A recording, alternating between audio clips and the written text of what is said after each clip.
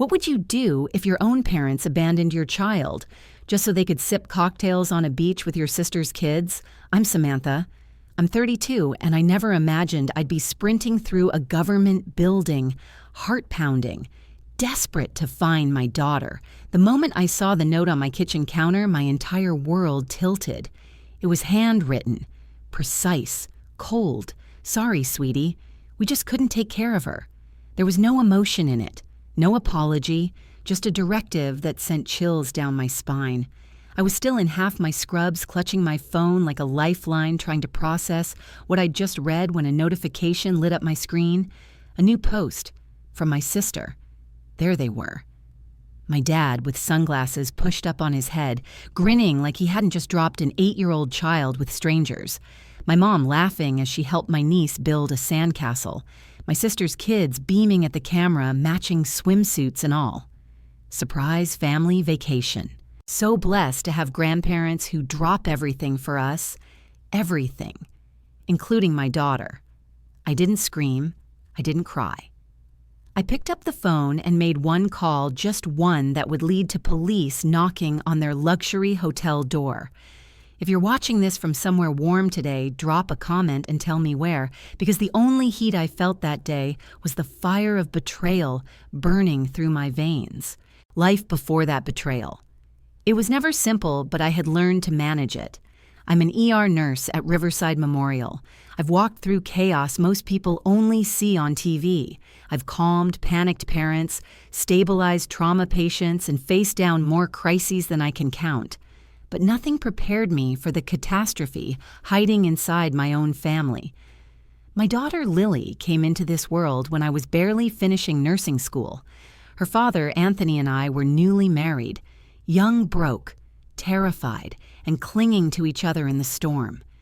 She was our miracle, our grounding force. From the first second I held her, I was hers. She has this laughter that sneaks up like a sparkler, soft at first, then bursting into a full-body giggle that lights up every room. Her auburn curls never stay in place no matter how carefully I braid them. Her eyes, these deep forest green eyes, hold the kind of thoughtfulness that makes you forget she's just a kid. Even when I worked double shifts, we had our sacred routines.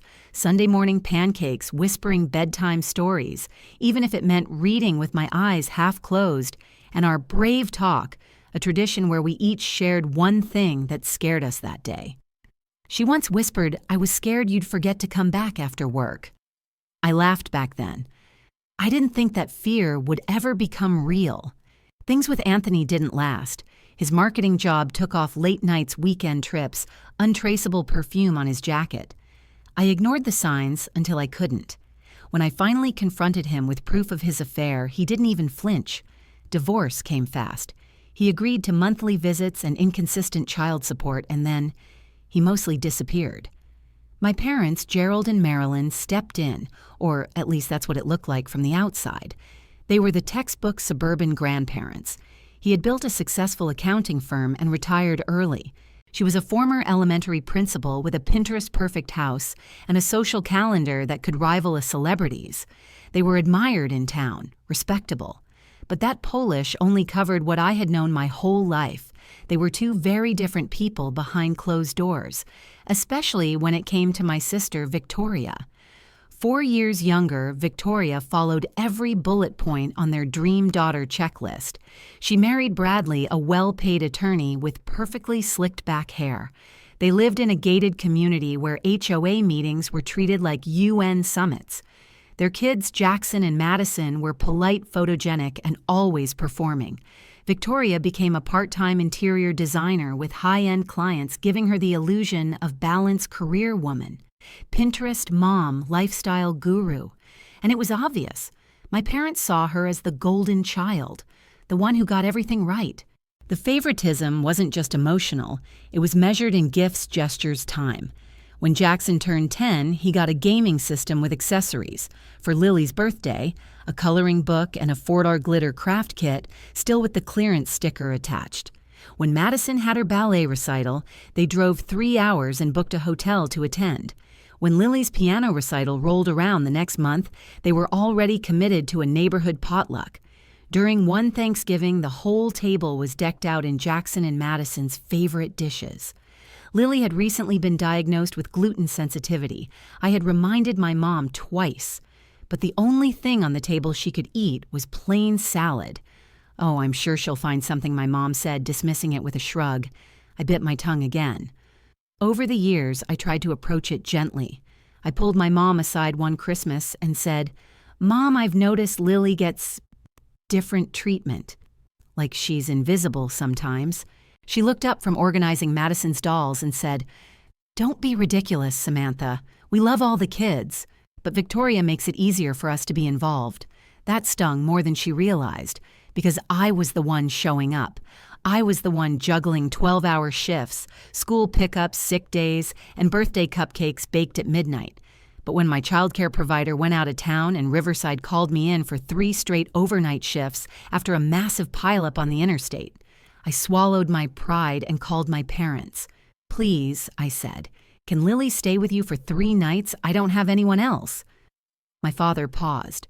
"Well, I suppose we could rearrange some things." My mother added, "Just make sure she brings her own entertainment. We don't have toys anymore. I should have seen it then." The indifference, the resentment. But I was desperate and grateful.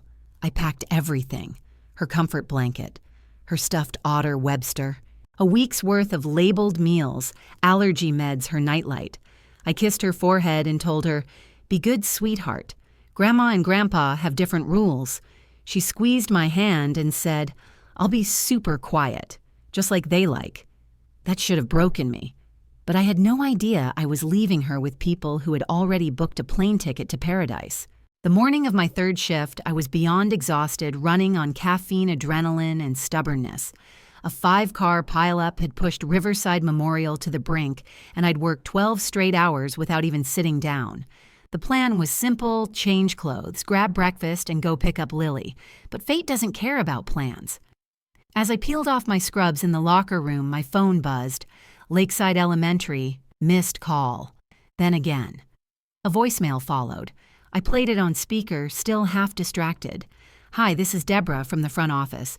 We noticed Lily wasn't in class today and we haven't received any notification. Is everything okay?" My heart stopped mid-beat. I fumbled with the phone and called back immediately. "She's with her grandparents, Gerald and Marilyn Walker.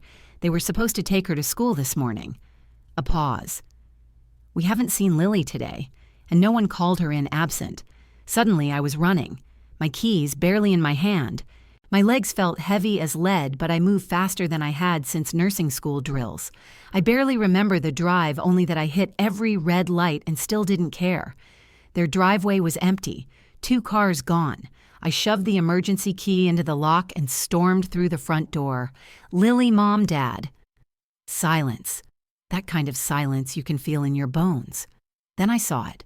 On the kitchen counter, a piece of stationery with my mother's looping script. "Samantha, sorry, sweetie. We just couldn't take care of her. We've arranged for temporary placement until you're available again. They said you can contact Child Protective Services to make arrangements. Mom and Dad. No phone number, no address, no apology. Just instructions as if I were retrieving a package." I stood there paralyzed, my mind refusing to make sense of the words. They abandoned my child. They handed over my daughter to strangers. When I finally found my voice, I called CPS, my hands trembling so violently I dropped the phone twice. It took 3 transfers before someone connected me with Andrea, a social worker assigned to Lily's emergency placement. Her voice was calm, measured, but it didn't soothe the terror tearing through my chest. "Yes, we do have a record for Lily Walker. She was placed with the Martinez family last night. They're her grandparents," I snapped. "They're not legal guardians. I'm her mother. I have full custody. They were just babysitting while I worked shifts at the hospital." Andrea's pause was too long. "I understand this is very upsetting. Please try to stay calm." They presented themselves as guardians facing a temporary emergency, and our intake worker did not verify formal documentation. Not verify documentation. My child was handed over like dry cleaning because someone didn't check a form. Andrea continued carefully. "We are correcting the record now. If you can come to our office with identification, we'll begin processing Lily's release. Processing. That word stung. My daughter, my heart was being processed because my parents wanted Mai Tais in Maui. The Martinez home was a modest ranch house with sun-faded shutters and a big maple tree in the front yard. Mrs. Martinez, a soft-spoken woman in her 50s, greeted me at the door. "She's in the backyard with my husband," she said gently. "She's been very quiet, scared." I didn't wait. I moved past her through the hall, out the sliding door, and there she was, my Lily. Her small frame hunched over, tossing a ball half-heartedly at a Labrador. When she turned and saw me, the ball dropped to the ground. She ran, full speed, arms out, Mommy. She collided with my legs so hard I stumbled backward. I dropped to my knees and wrapped her in my arms. She was shaking, sobbing. "I thought you weren't coming back." I pressed my face into her curls. "Never, baby. I would never leave you." Between hiccuping sobs, she told me what had happened. My parents had packed her a small bag, told her I needed time away, and driven her to a strange building. They left her with people she didn't know. "Grandma said mommies need breaks," she whispered into my neck. She said, "You might need a long one." I couldn't speak. I just held her. Inside, Mrs. Martinez shared the intake story. "They never said you were returning. They made it sound like they were her full-time caregivers and couldn't continue due to a family crisis. The calculated cruelty hit like a punch to the gut. They didn't panic and make a bad call. They lied, systematically, to get rid of her." Mrs. Martinez gently touched my arm. "Your daughter asked me last night if she did something wrong, if maybe her grandparents love her cousins more." The dam nearly broke. My face burned with suppressed rage. This wasn't about childcare. This was about control, about choosing convenience over love. Later that day, I gave a formal statement at the CPS office. Andrea took detailed notes as I described everything from asking my parents to babysit to finding the note. "We're looking at potential child abandonment, misrepresentation, and filing false reports," Andrea confirmed. I nodded. I wasn't done. I called my friend Rachel, family law attorney bulldog in heels. They did what she gasped. "That's custodial interference, possibly criminal." We got to work.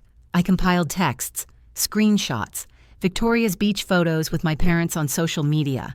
Her posts even tagged the resort. She'd captioned one photo, "Aloha, grateful for these family memories. Best grandparents ever." The timestamp, less than an hour after Lily was dropped at CPS. They hadn't even waited until morning.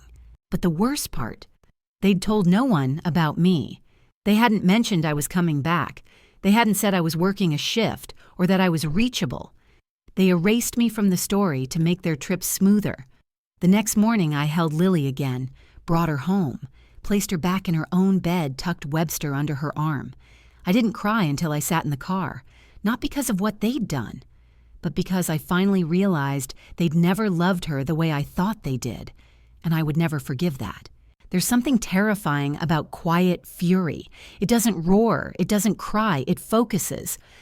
By the time Lily was back in my arms, the exhaustion I'd carried from 3 hospital shifts vanished. Something inside me had hardened. I was no longer just a nurse or even a mom, I was a shield. I wasn't going to scream, I wasn't going to collapse. I was going to fight, and I was going to win. That night, after Lily fell asleep, I called Detective Marcus Wilson, one of the best family crimes investigators I knew from my ER work. I trusted him, and more importantly, I knew he'd listen. "They abandoned her, Marcus," I said, voice steady. "Then they lied to CPS, and now they're clinking glasses in Hawaii." There was a pause. Then, "You have proof." "Oh, I have everything." Over the next 48 hours, I built a case. I pulled Victoria's posts from Instagram and Facebook photos, check-ins, tagged resorts. One caption read, "So excited, booked our dream family vacation 3 months ago. Hawaii, here we come, 3 months ago." That meant they had accepted my child with no intention of keeping her. They had planned to dump her. I saved screenshots, compiled my messages with my parents, even included the detailed packing list I had texted them, complete with Lily's allergy meds and emergency numbers. Rachel helped me draft the formal complaint. Marcus coordinated with Hawaii's Maui PD. And Victoria, oblivious as ever, posted a boomerang of my parents, toasting at sunset, captioned "Best Grandparents in the World, the Irony." They had no idea officers were already preparing to knock on their hotel door. The next morning, my phone buzzed at 12:04 p.m. Eastern. It was Detective Barnes with the Maui Police Department. "We've made contact with Gerald and Marilyn Walker at the Oceanside Resort and Spa. They're being interviewed now. How did they react?" He paused. Mr. Walker became defensive. Mrs. Walker, emotional, but neither denied the trip, and neither could explain why CPS had no record of your authorization. Here's what happened. At precisely 7:05 a.m., Hawaii time, 3 officers approached their suite. My father opened the door in a white resort robe, clearly expecting room service. When they identified themselves, he tried to close the door. There must be some mistake, he insisted, but there wasn't. Detective Barnes laid it out. "You and your wife left your granddaughter with state services under false pretenses, then traveled out of state." My mother stepped into view, hair in rollers, visibly rattled. "We made arrangements," she said. "This is all being blown out of proportion. They claim they left contact info, claim they didn't mean for it to look like abandonment. But the truth was the CPS forms listed mother unavailable, with no emergency contacts. Nothing. Here's where it gets better." Victoria had no idea. She stormed into the hallway mid-interview demanding answers. "What is going on?" "You told me Samantha knew you said she was fine with this." She looked panicked. Not for Lily, but because the mask was cracking. That was the moment the full truth hit her. And for once, her disbelief wasn't performative. It was real. The lie her parents had told that I had consented had extended even to their golden child. But instead of checking facts or calling me, she ran with their story, because that's what enablers do. As the officers escorted my parents to a private conference room, a few hotel guests began recording. One couple later told Detective Barnes they were stunned. "I can't imagine doing that to my own grandchild," the woman said. "They acted like it was no big deal. And maybe to them, it wasn't. Until now." They were taken to the local station for further questioning, not under arrest, but under heavy scrutiny. Their first-class return flight canceled. They'd be flying back under supervision. The Hawaii grandparent case, as social media started calling it, had just become very real. Back home, I explained it to Lily in terms she could understand. "The police are talking to Grandma and Grandpa. They want to understand why they made such a hurtful choice." She was quiet. "Then do I have to see them?" I shook my head. "Not unless you want to, and never without me there." Her little shoulders relaxed. Then she whispered something I'll never forget.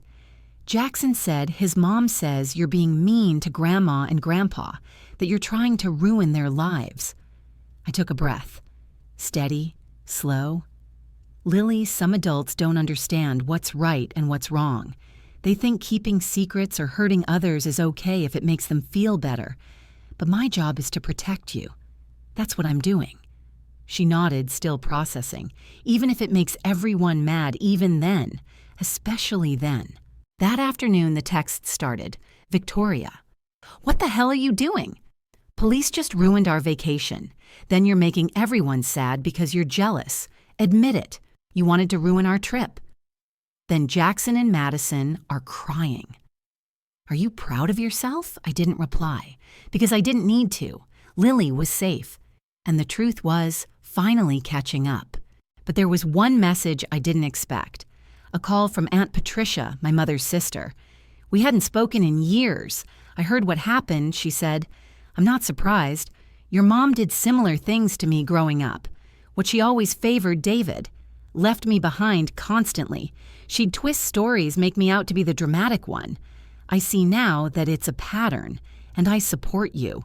Hearing that made me realize something chilling. This wasn't a sudden betrayal. It was generational. And I was the one breaking the cycle. The morning after the Hawaii confrontation, I stood in the CPS office with a pen in my hand and a fire in my chest. Yes, I told Andrea my voice level. I want to press charges. She didn't blink. She just nodded and slid over the paperwork. Child abandonment, custodial interference, filing false reports to a government agency. All are valid paths forward. Filing the report wasn't just for justice, it was for Lily. For every tear she cried on that stranger's couch, for every lie they fed her about being too much, and for every moment she thought I wasn't coming back. Rachel, my attorney, walked me through each step. Together we created a detailed timeline. Texts showing I arranged childcare. My packed bag checklist. Audio files from calls. Screenshots of Victoria's vacation countdown, which started weeks before they took Lily. Rachel raised a new concern. Have you considered future interference, like them trying to get custody, or worse, convincing others you're unstable? This case will be watched closely. That night, I stayed up building a file so thick it could have cracked a table. I wasn't leaving any door open for them to spin their way out. Meanwhile, Lily was healing slowly, bravely. Dr. Thompson, her child psychologist, had started meeting with her twice a week. On the third visit, she pulled me aside. Lily said something concerning. She said your parents told her, "Sometimes mommies leave forever." My blood ran cold. That's not something a child imagines. It's something she remembers hearing. Those words, spoken by people who called themselves family, had scarred my daughter. At night, Lily would call out for me in her sleep. I'd run to her side only to find her clutching Webster, whispering, "You came back." Every time I held her and promised, "I always will." Then came the shockwave. Anthony, Lily's absent father, decided this was his moment to reappear. Out of nowhere, I got a call. "I think we need to talk about custody." I nearly dropped my phone. "Are you serious? I just saw a news segment on your family. The whole grandparents arrested thing. It's chaos. Lily deserves a stable environment. The man who hadn't paid child support in months, who sent birthday texts 3 days late, he wanted to claim the moral high ground. You know what Lily needs," I said coldly. "Someone who doesn't vanish when it's hard." He paused, then mumbled, "Don't turn her against her grandparents." I wanted to laugh, or scream, or both. "They abandoned her, Anthony. They left her. This isn't a vendetta, it's a reckoning." To his credit, or maybe his cowardice, he backed down after that. The case gained traction in the media. One headline read, "Grandparents charged after dumping child for luxury Hawaii vacation." I turned down all interview requests. This wasn't a spectacle, it was my daughter's life. But the pressure was working. People were talking. And that meant the court had to take it seriously. 3 days after my parents returned from Hawaii, they were formally charged. I stood in the county courthouse watching them enter the courtroom like strangers. My mother clutched her handbag like it was a shield. My father wore his funeral tie. Judge Franklin didn't waste time.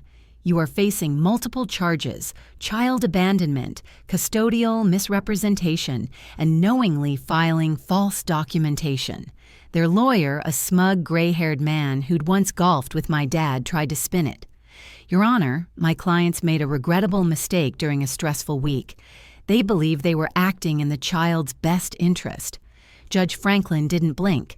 A mistake is forgetting a lunchbox, not falsely handing over custody of a child so you can sip cocktails on a beach. My father tried to speak. "We didn't think it would escalate." "You didn't think at all," the judge snapped. "You had 3 months to arrange better care." My mother started crying, but her tears this time felt like a performance, a show for pity, for excuses. They weren't mourning what they'd done. They were mourning being caught. Victoria was notably absent from the courtroom, but not from my phone. "You're destroying our family over one bad decision," her latest message read. "Jackson and Madison keep asking why Lily got you arrested." Great parenting, Sam. I didn't respond. But what surprised me most, the community stepped in. Lily's teacher, Ms. Burton, organized a class project, Strength Cards. Every student wrote something special about Lily. "Lily helps me when I'm sad." "Lily is the best at jokes." "Lily shares her snacks." "Lily is brave. I cried reading them." All of them. They saw her, even when her own grandparents didn't. Eventually, my parents agreed to a plea deal: 6 months probation, mandatory family therapy, community service at a child advocacy center. I didn't push for jail time. That wouldn't have helped Lily, but I made sure the record reflected the truth: they were guilty, and everyone would know it. Therapy started the next week. It was revealing. My mother insisted we've done so much for this family. One mistake, Dr. Harmon calmly interrupted Marilyn, abandoning a child isn't one mistake. It's a symptom of a pattern. Let's explore that. Week after week, they dodged, deflected, denied, until one session, something cracked. My father looked at Lily and said I was wrong. We treated you like a burden, and I will never forgive myself. It wasn't everything, but it was a start. 8 weeks had passed since that nightmare. 8 weeks of rebuilding, of therapy sessions, of nightlight reassurances, and whispered promises that I'd never leave her again. But today was the hardest step, yet supervised visitation. Dr. Thompson said it had to be Lily's choice, and it was. She'd gone from a firm no to a quiet nod after writing a letter when she insisted on reading aloud. I need to say what I feel she told me. To their face. I didn't push. I didn't guide. I just stood beside her as we walked into the neutral community center where the visitation would take place.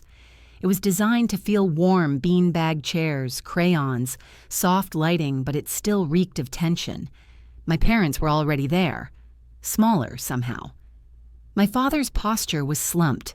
My mother looked older than I'd ever seen her: no makeup, no perfect hair, just silence. Lily entered, clutching her notebook, and Webster, the otter. She sat on the big blue cushion, took a breath, and opened her letter.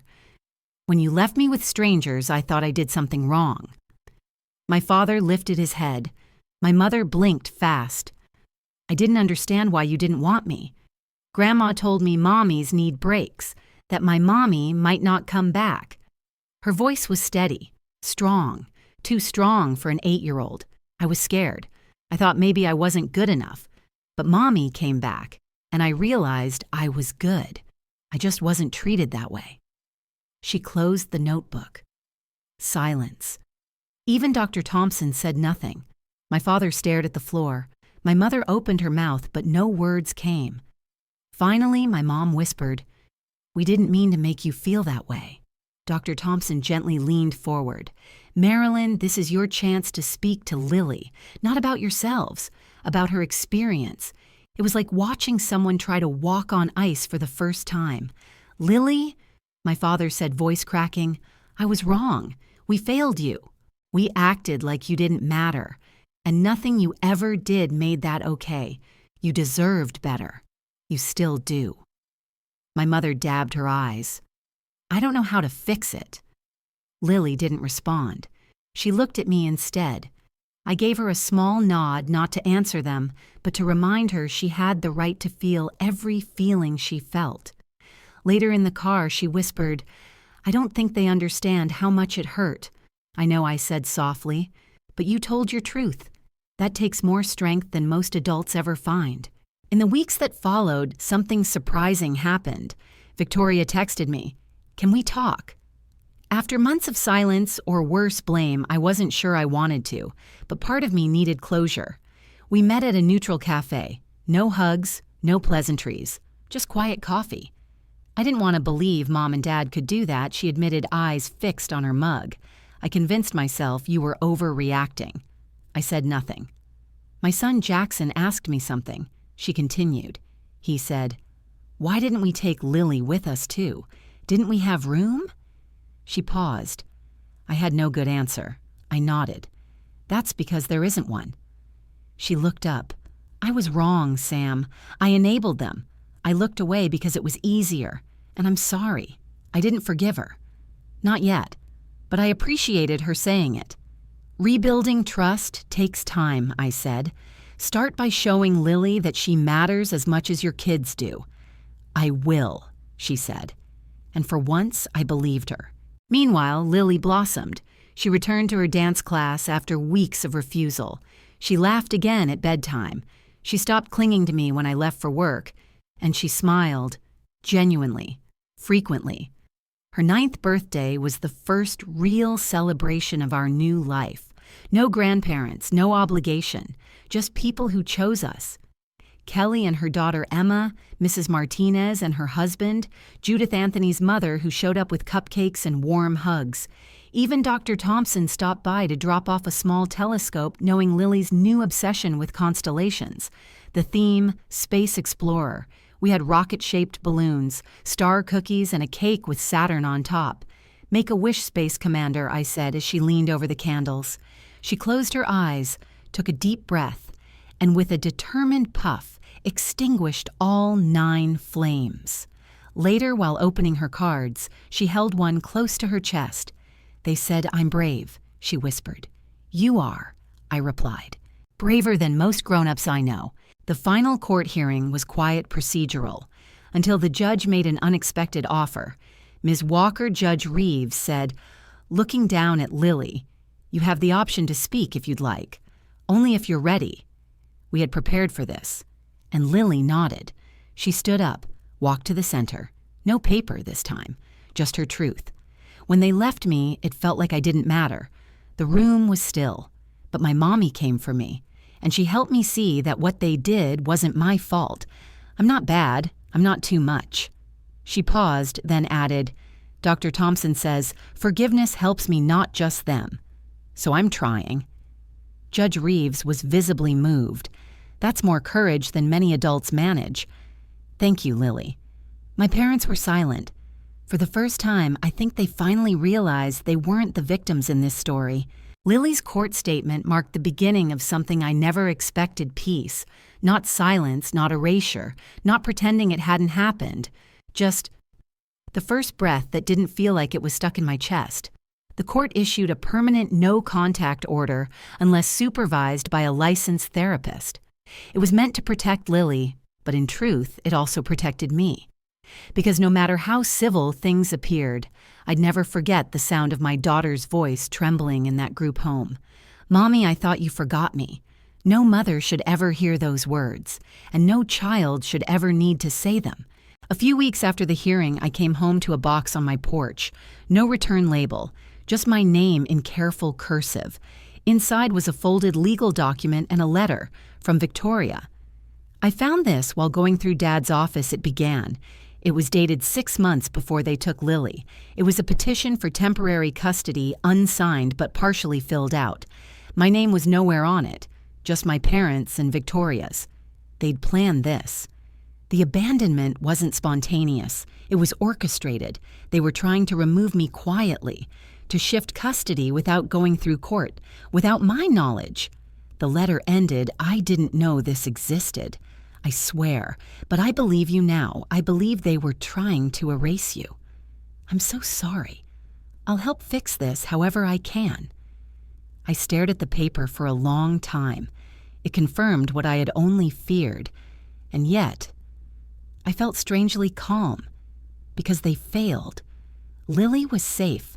I was stronger, and no legal plot, no manipulation, no weaponized love could ever change that again. In early spring, my hospital director called me in. "Samantha," she said, "I want to talk about your future here." I braced myself. Budget cuts, schedule changes. Instead, she smiled. "You handled one of the most difficult personal and professional crises we've ever seen. You saved your daughter, you showed up for your patients, and you never asked for recognition." She slid a file across the desk. "We're opening a new pediatric trauma wing, and we'd like you to head the program." I was speechless. Me. The nurse who once doubted if she was even worthy of motherhood. 6 months later, Lily and I sat under the stars with her telescope. We had a new rhythm now. Thursdays were grilled cheese and stargazing nights. Friday mornings were therapy check-ins followed by sticker chart updates. She pointed to a bright dot above us. "That one's Vega," she said proudly. "It's in the Lyra constellation." "You're my Vega," I said, "the brightest star in my sky." She beamed, and then she asked the question I'd been dreading. "Will I ever see Grandma and Grandpa again?" I didn't dodge it. "Maybe, if you want to, when you're ready. But only with people around to keep you safe." She nodded. "I might forgive them." One day. But I don't think I'll ever forget. I squeezed her hand. That's okay. Forgiveness doesn't mean forgetting. It means choosing peace over pain. For her 10th birthday, Lily chose the theme Found Family. She wanted to invite the people who stayed: her teacher, her therapist, Kelly and Emma, the Martinez family, even Judith from down the hall who taught her how to knit, and me. We made constellation cupcakes and decorated the living room with paper stars. Everyone wrote a wish and tied it to a string of lights above her bed. That night, she asked me to read them aloud. One wish read, "For Lily to always know her worth." Another for Samantha to feel seen and celebrated. I blinked back tears, then read the last one, "For the people who love us to never let go again." I don't know if my parents will ever truly understand the damage they caused, or if Victoria will ever stop carrying the guilt.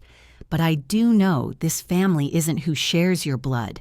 It's who shows up, stays, listens, protects, and never ever leaves a child behind. If you've ever felt abandoned by the people who were supposed to love you, know this: you're not alone, and you are not what they left behind.